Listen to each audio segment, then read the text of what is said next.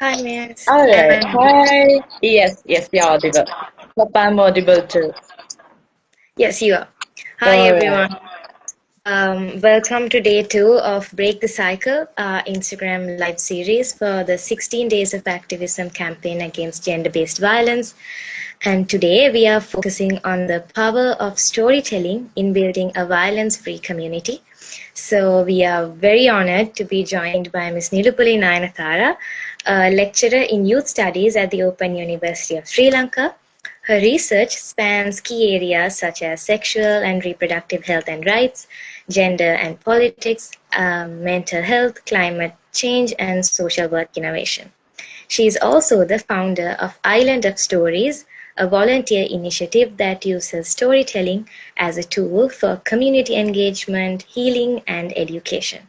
Ms. Nayanatara, we warmly welcome you to the session today and thank you so much for joining with us. Thank So to you. start off, Yeah. I would like to ask what is storytelling and why is it such a powerful tool for social change, especially within the Sri Lankan communities? Right. Thank you, Benadi, and thank you, Rotaract, for inviting me. I was like, I'm very excited because this is something I really like to talk about, like how we tell stories, why it's so powerful. But before starting that, I hope and I wish everyone in the country right now they are safe. We'll be going through a very difficult situation right now, but we Sri Lankans are very resilient, and the unite between us is amazing, and we are seeing like how people are coping with the situation and helping each other, especially, and also sharing stories of resilience, like what happened to them and what they're gonna do in future. So they are very powerful, and I know if you are reading those stories, you can literally understand the powerful of storytelling in different ways, especially through social media right now. So moving to our topic, let's try to understand what is this storytelling look like. Like what is reading a story, what is telling a story, how it look like performing a story. I think not like it's not my personal idea, but in the universal, storytelling is something like it's an art of sharing an experience or an idea or feeling, or it can be anything. It can be performance sometime, it can be a song, it can be a dance, and sometimes you just read a story. It can be a folk tale, it may be a poem sometime, but it always has a structure. It's something like that. It has a beginning, and then it's go to the middle, and there's a conflict, and then it come down to a conclusion. Sometimes it doesn't have conclusion. Stories always doesn't have conclusion or ending. It's something like it is open.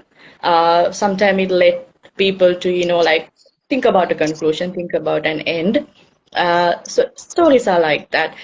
um, it's something, like stories try to talk to your identity and emotions, memories, and sometimes cultures.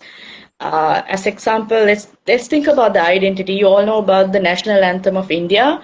So it has all languages. It try to talk about all states and the culture, the practices, and everything. So it's always like very inclusive. So it's talk to the identity of Indian people. As emotions, memories, if you think about the tsunami incident and the songs created after the tsunami, if you can still think about like Mahamuhuda with Tarangia, like those things talk about the emotions, memories, and even after the war, we know what happened. We had 30 years of civil war in the country, and and then lots of arts came out, lots of stories, lots of different ways of storytelling came out through different people, artists, just even just as normal people, as communities, organizations. So that's how stories look like. Why it's powerful, because it's talk to the identities, talk to the emotions, and to the memory, and also who we are as Sri Lankans, who we are as Australians, who we are as Americans, who we are as native people. So that's how it look like. So it's not just about you reading a story, but it can be anything. It can be anything out there. But it has that kind of flow, a structure that it has a beginning and then the middle and then the end. So that's how stories look like. So Sri Lankans, I think, not just Sri Lankans, I think every country, we are traditionally a storytelling societies. For Yes. example, when we go to a temple, when we go to the, Poya Day program, so the monk Hamduro definitely start with the story like that happened in Buddha's time, that happened in that time, that happened, what happened after Midhu Hamduro came to the country. So there's a story, and then they integrate the philosophical part or the religious part into that, and they try to give us a kind of a very good moral message, a moral story that we can learn something out, a good thing. Like this should be that, that should be, there's a very nice, good thing inside it. And think about like folk stories. We know lots of folk stories in Sri Lanka. Our grandparents, our aunties, uncles. If you live in an extended family, you grow up with stories. And I personally, I think I know like 10 or 15 version of Dutu Gamanu Kumaria's story in my life because my father is a very good storyteller. And I remember when we go to the bed, he can always come to say good night, and then we request him to tell a story. And then it's always about the Tugamunu and how he, did the war and how we met that grandmother and cooked milk rice. But I know like 10 to 15 different version of the story. So that's how we grow up, right?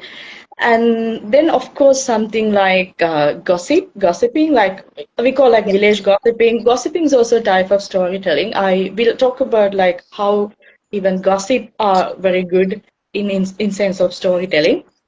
And then family stories, everyone has a example, like everyone has a Dutch box in their house, the pettagama thing. So everyone has a behind story of that pettagama, or like pittalaband, and grandparents, they have like thousands of memories about that, like how they use that for weddings, funerals. And there are so many stories come from generation to generation, and we always learn something new and something important out of those stories.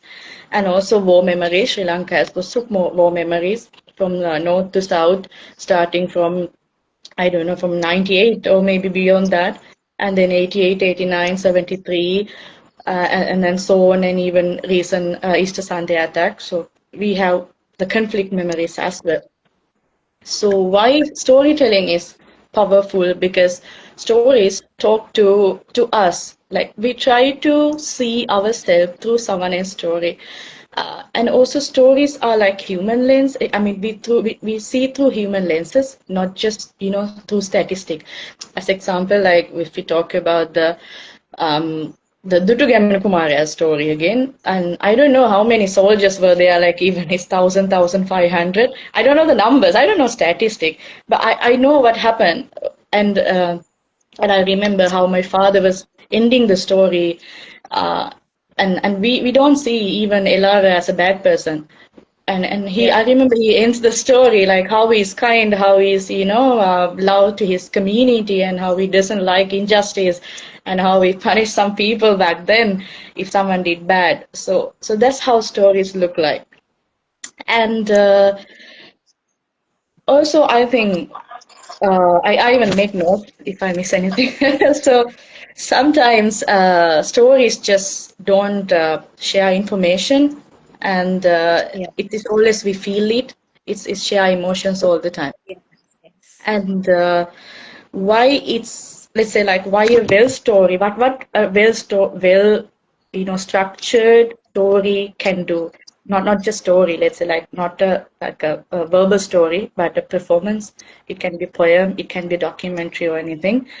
I think they can challenge the harmful norms, let's say like domestic violence, incidents like domestic violence, abuses. We'll talk those things in future. And so it can create empathy because we try to see ourselves through someone else's story. So we try to understand each other. It's as example, like let's say like I don't know you, but you don't know me, but we meet somewhere else. Let's say in a community kitchen, but we don't know each other. But we eventually talk about some kind of a. I say like I ask, what's your hobby? And you say like I love to watch K-dramas. And I said, oh my God, I love to watch K-dramas too. And then we try to find like a common ground where we have a same interest, where we stand each other together, like in somewhere. It's something like, people say, I recently got married, so I'm very, confused about how this relationship happened between like two families, two people, and then I tried to find out where me and my mother-in-law stand together in the same ground, and then I realized, oh my God, we like the same politics.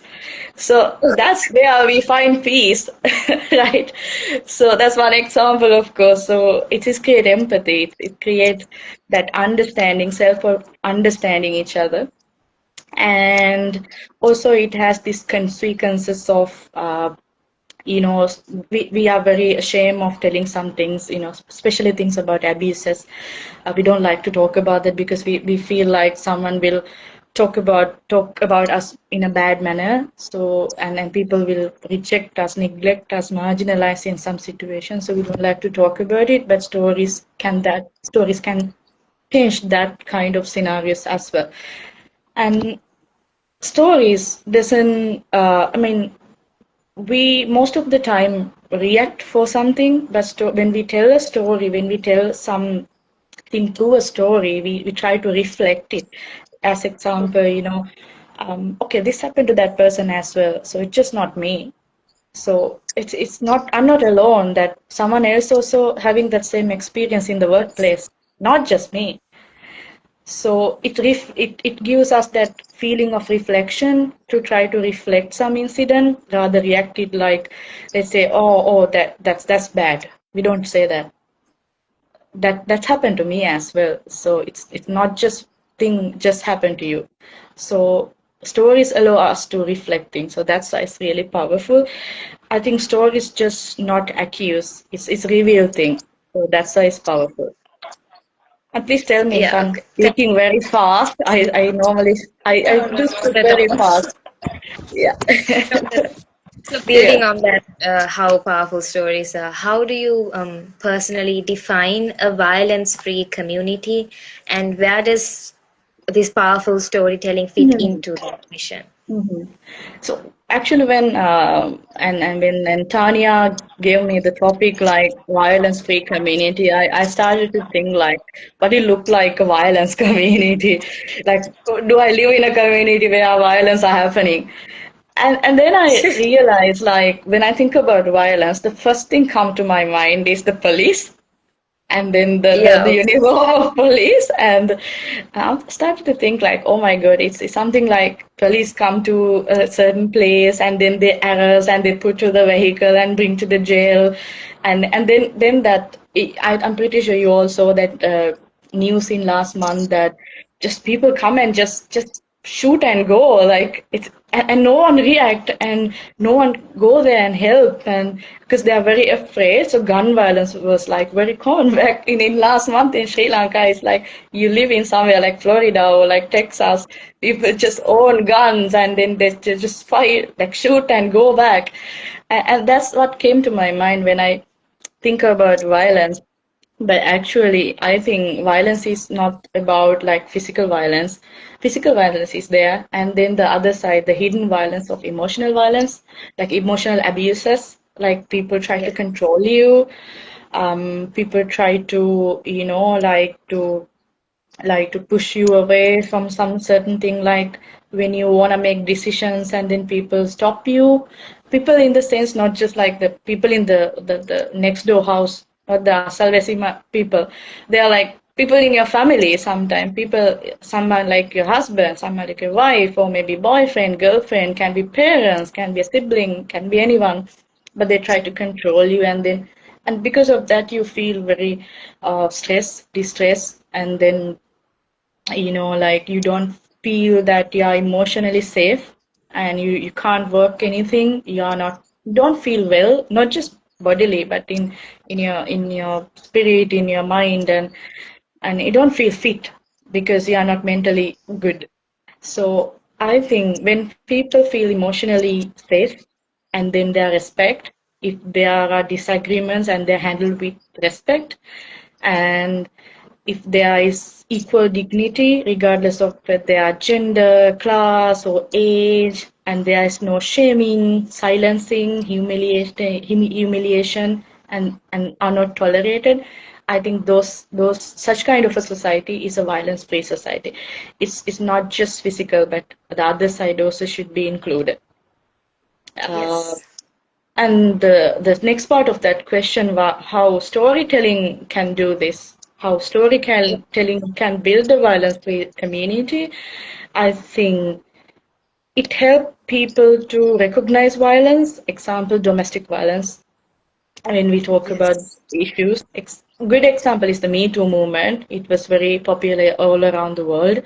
And if you share a story on a Twitter or like a Facebook or somewhere else, then other people also share their stories. And then women tend to recognize this is not common. It's happened everywhere, so this is not common. This shouldn't be happen.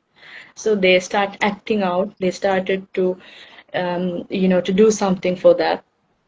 And as I said earlier, like people try to connect through shared memories, shared experiences, shared stories.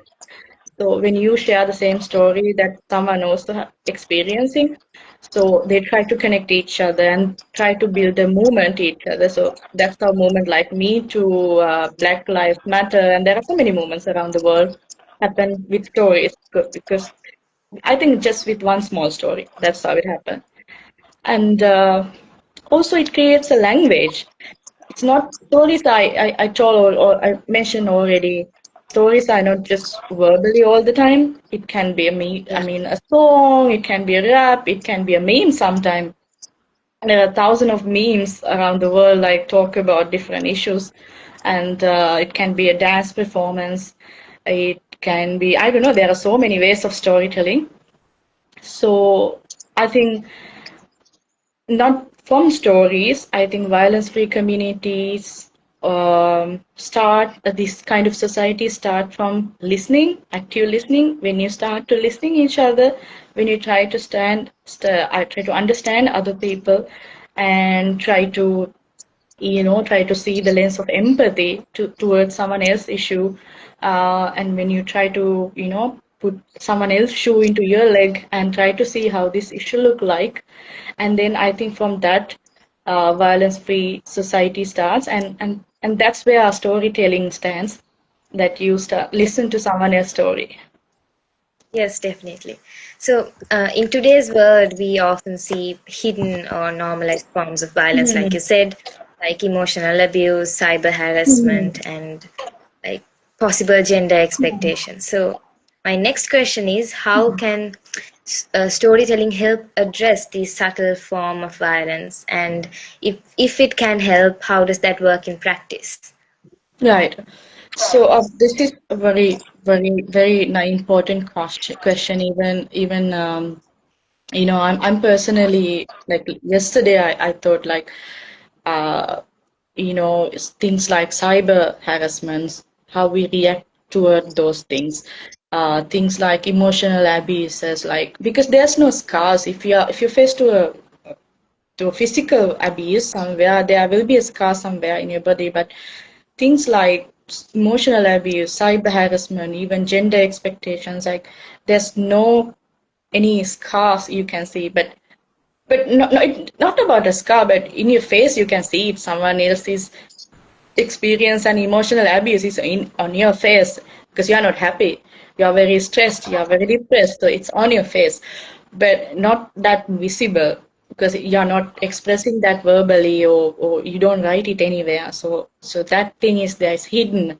It's not that visible, and and and when you're facing such kind of emotional abuses, or like they say like cyber harassment, that you think I mean what in the society, like people say it's just very normal, it's happened everywhere, no one cares, and this happened, that happened to that community, and to me even that happened in America, so in Sri Lanka, who cares? And then there's no visible scars, so it's not visible, so why do you care about it? That's what people say sometimes. And then there's a shame around it, of course. There's a stigma around it. It's a big, huge taboo topic, so no one wants to talk about it. So where storytelling stand in such kind of scenarios? Example, when I share what happened to me, when someone trolls me on social media, like I say Facebook. So if someone already going through it, they come to me. If that person is a good storyteller, they come to me and say, okay, this is not okay. That happened to me, and I was going through this. So that's how we start.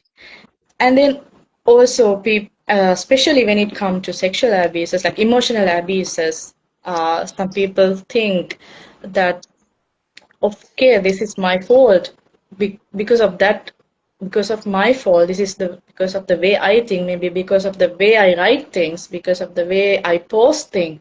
That happened to me, and that one thing what other people tend to think about. And then also, when I share, let's say like, no, let's take example of public transport harassments.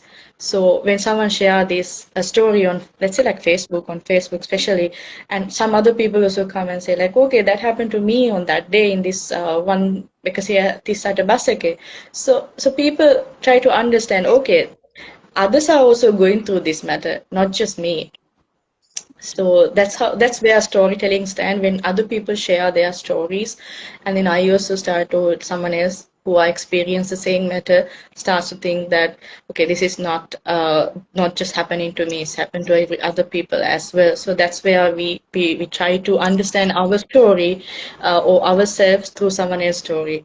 So it's sometimes it's about comparing, or sometimes it can be about reflection, but end of the day it's about healing. And I also think it's storytelling, in different storytelling, it can be anything, also break the stereotypes. Example, like there's a bad, like old school myth saying boys don't cry, men can't also feel emotional, strains like emotional abuse, such kind of stereotypes. Storytelling can break those. And also things like women do not have to tolerate everything, stereotypes Yeah. such as like that. And mainly, especially the online bullying is, uh, I mean, online bullying, online harassment, or emotional abuse is also painful as much as the physical abuses. So such kind of stereotypes we can break through sharing stories, telling stories, share our experience with someone else. So that's where storytelling can stand with hidden violences. Okay. So, you work closely with young people, so we'd love Yeah. to hear from you how how and what forms of storytelling resonate most with youth today, especially Mhm. compared to previous generations. Right. I would like to add one more thing to the last question, like the third question we were discussing. Yeah, Um, sure.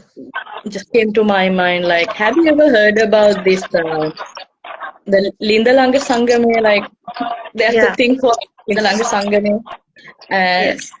like it's very important concept that we don't practice anymore, especially in the urban areas, but still happening in rural areas where women, go together to gather together in a well, and they use that well for drinking water purposes, or maybe to just to bath. But imagine like one woman is experiencing this domestic violence, let's say not physical but emotional abuses, and other women, they naturally can recognize what's going on through that woman's face, so they talk about that. And Yeah. then it's I don't know how to I mean, explain that matter, but it's very interesting case if you can study the way of storytelling in the Lindalanga Sangame, and if other women know what's going with the other women, and if something happened in that house, so the rest of women, they know what's going on. If something happened, they go there and help out. So that practice is not happening in Sri Lanka that much, but back then it happened. It was very, very fruitful, very, very good one of storytelling. Yes, so that's an example for the last question. So yes, form of storytelling with the new generation. Yeah. Back then, with our grandparents or our mothers, I mean, we did that time they didn't have that much technological knowledge and the devices to share. I mean, not YouTube or not TikTok.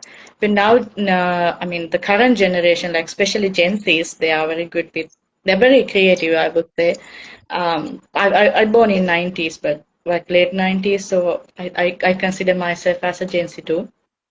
So what we do now, we make short videos, clip, Instagram live, Instagram stories, Instagram reels, and then TikTok videos, podcast, memes, and also things like comedy. I mean, comedy is a very good way of storytelling to convey message with the sarcasm or funny things, but can convey a very good message towards the communities.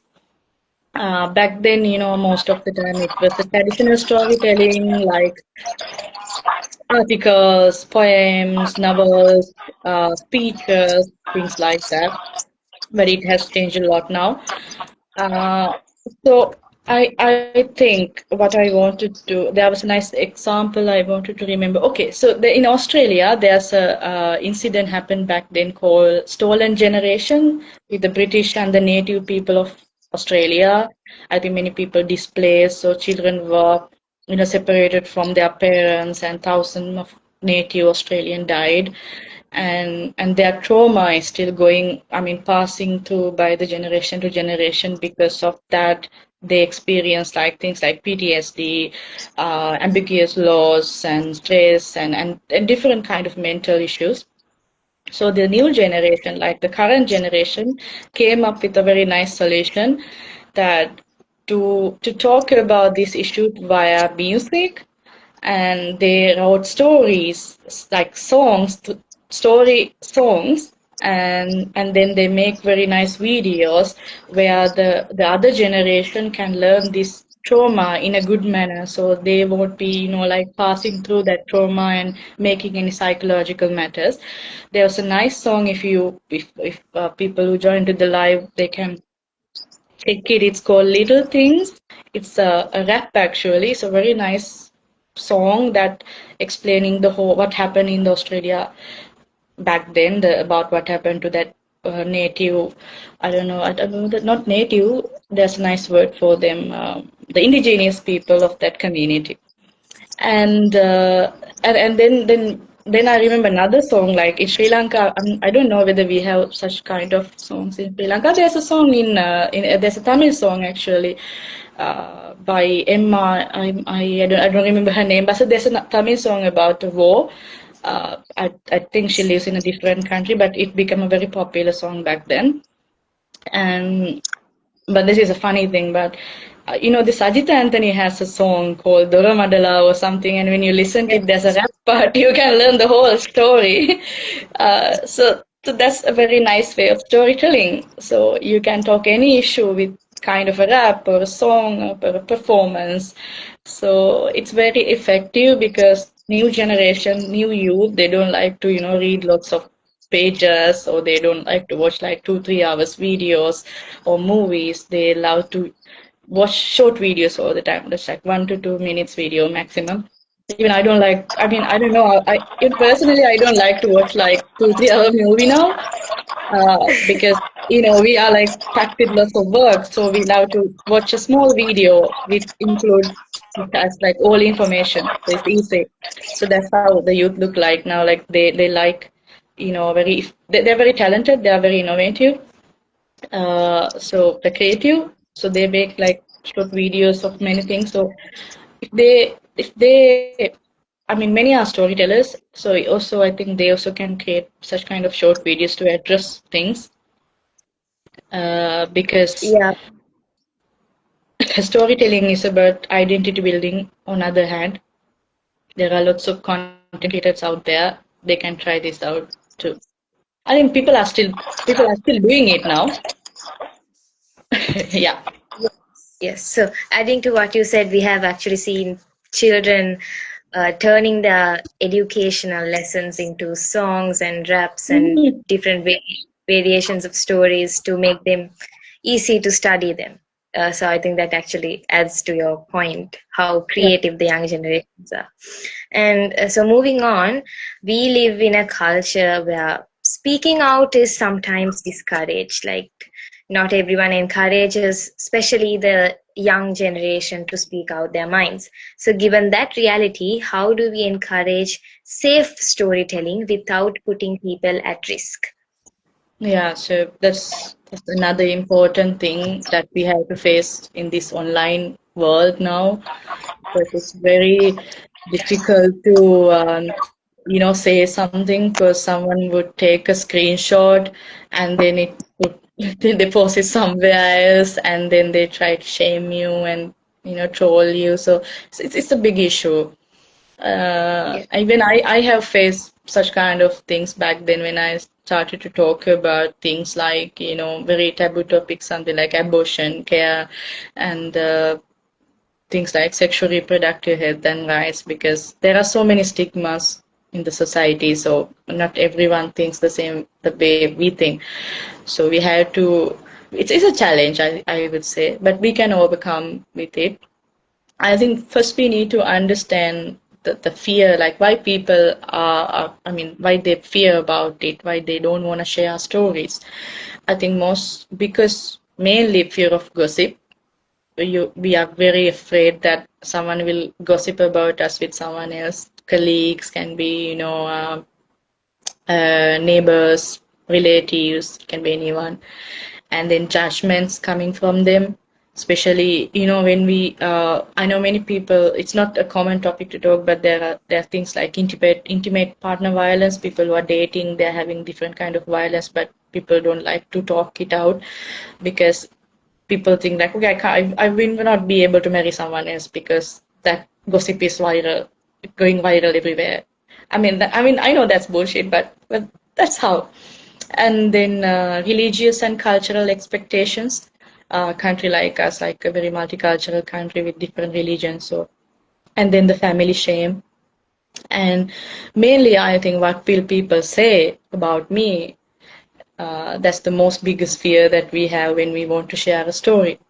Because I have like personal sit- moments like where I type something or to tweet, but then I delete it because I don't know what people will say about me, and I'm afraid what will happen, what would happen.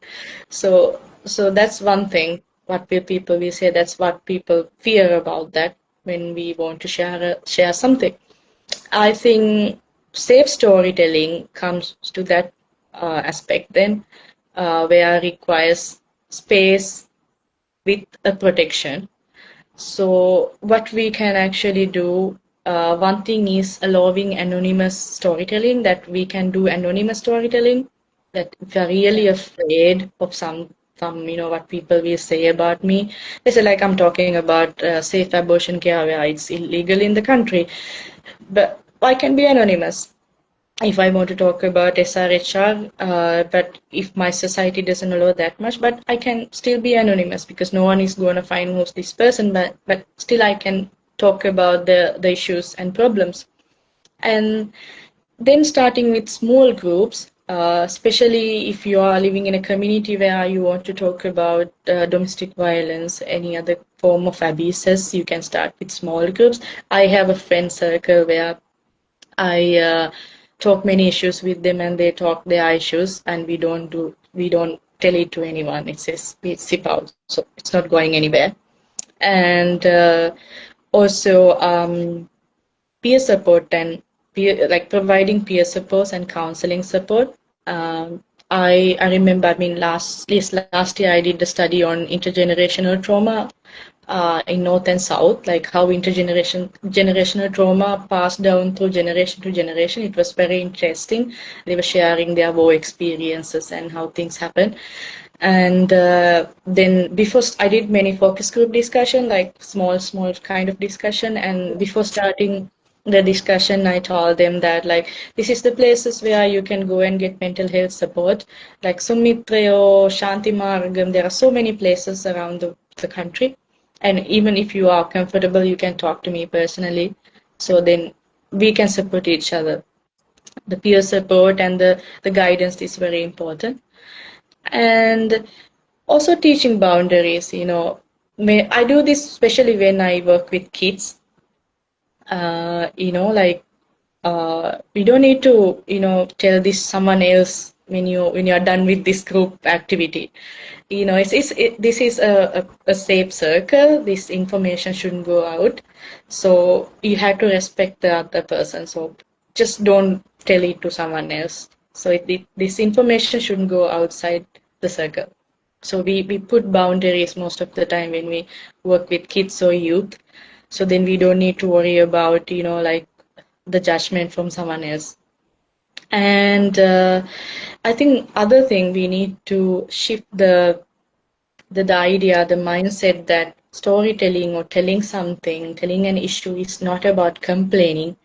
Because we think like when we tell something, an issue, let's say like the not domestic violence, let's say something related like public transport harassments. So some people think like you're complaining all the time, you're telling all the time what your boyfriend say. No, no, that's not complaining. That we are talking about. We need to heal. We need to reflect on something. We don't need to happen this again and again. So that's why I'm sharing this story that someone else need to understand. So that's one thing. We need to change that mindset of storytelling is not something like complaining. That's very important. And other thing is that you don't need to share the whole story. If you feel you don't need to share some certain part, and you don't need to share it. And if you are Yeah, not, yeah, right. I mean, that's also the storytelling. Like, you don't need to share everything. It can be like one aspect, one part. So you don't need to that's share actually a good point. everything. Yeah. So if you are not comfortable, if you are not good at, the social media thing, or you can't handle, like hate comments, you don't need to do that. What you can do like journaling, and you can keep a book and you can keep records. So that help you to heal. So it shouldn't go public all the time. I do journaling lots. I write many things on in my journal. So that helped me to like sometimes I'm so sad. I'm very exhausted from work, and I feel like I don't know, go on social media and blame or something. I mean that's just personal things, but what I do, like I write it down, and then I with that I reflect what happened today, and where I should like to understand some. I mean What sometimes is being we said? yeah, sometimes if someone tells us told something bad, or like some kind of a hint, but maybe we will be very hurt, we would be very hurt. But when we think that okay, maybe that person also going through some kind of an issue, we don't know. Who knows, right? So sometimes I do journaling a lot. So it helped me to understand that okay, it's not just me, like maybe someone else also going through the same matter, who knows. So it helped me to reflect the situation, and it helped me to move forward without thinking about it again and again. Yes. Yeah. Now,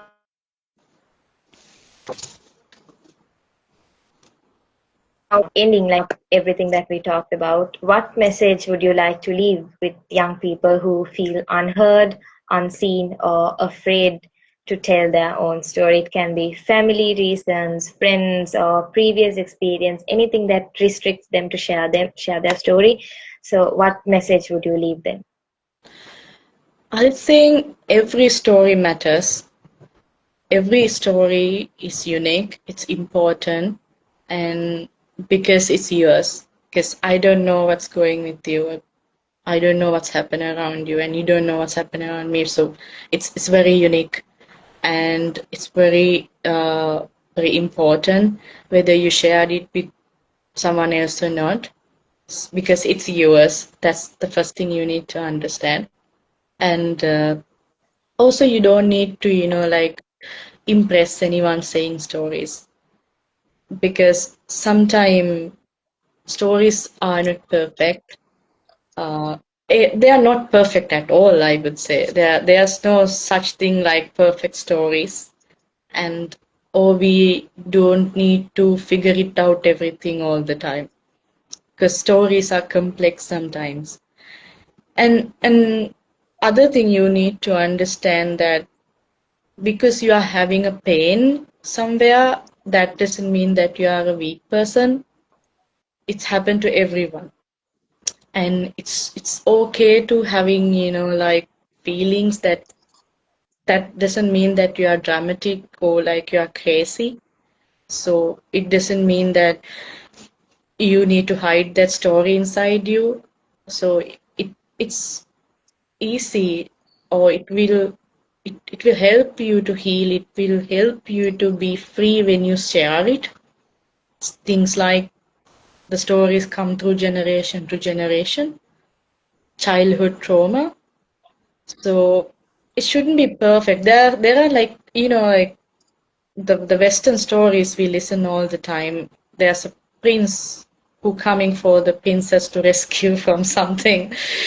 It the reality doesn't look like that. If you see your stories in Russia or China, it's totally different. So it's not like that. It's not like the K-drama stories, like Gujumpio is always there for the girl. So you don't need to worry about the stories are not like that. Not perfect at all. And also, you are not alone because you can't express the story or the incident or anything happen around you. Or it can be a violence incident, but you are not alone because you can't express it as it is. You may be panicked, you may be like locked out inside because it's very difficult. And also, you are not meant to, carry everything silent. There should be any way that you can share the story with anyone else. It can be a good story, it can be a bad story. And somewhere you need to find that space. It can be a journal, it can be a Facebook story, it may you share the story with your grandparents as they told stories with you before the bed. So you may find a space somewhere in your timeline, in your day. So find that space, find that time, and try to tell that story with a trusted person, or maybe write it down in your journal. So don't afraid about like your stories, that because you are afraid because you feel like underconfident that you can't tell it to anyone. You can do this because stories heal, stories help you to be free, stories help you to move forward, to have a good day next day, to have a good sleep. So yeah, that's all. I yesterday night I was watching this video. I've been searching like things, and then I don't know that there's a famous interviewer who just go and ask people like, "What's your dream?"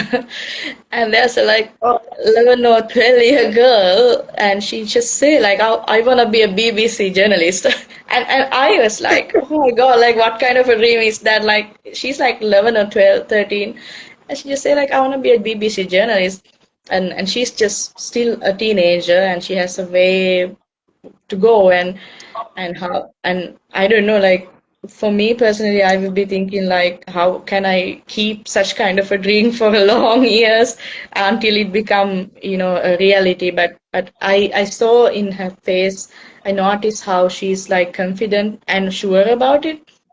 And that the interviewer just, I think he said something like, start it from today. Just if you see some issue, if you see some interesting incident, if you something in the nature or something, just write it down in a different creative manner.